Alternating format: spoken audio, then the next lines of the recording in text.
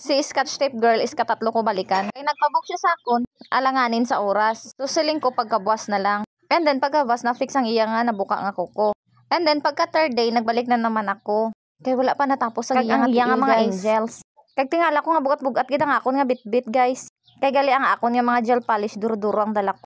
Pero wag ka, red lang man nagyapon. And then my second client is gel polish with fringe tip. And then ang iya naman nga gel polish retention. 1 month na ina. And then, ang new set niya guys is purple.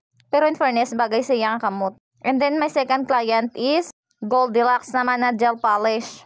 And then, ang iyang nail extension, no lifting at all.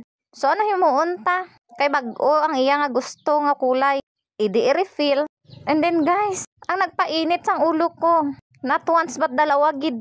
Kag mga bag-o ko pa sinaabri. Kundi niya gadali kay masugat ka pa sa estudyante mo didto man nagsurang-surang bago ta magbiyahe mapahunay-hunay ta kay gainit ang ulo ta. Hindi ko nga puli nga hindi mo ko i-accept gid ang akon nga friend request. Friend request na sa tubangay. Pinilitay na diya. Di ba nagiging friends ko na ang akon mga client. Okay, bye. See you next.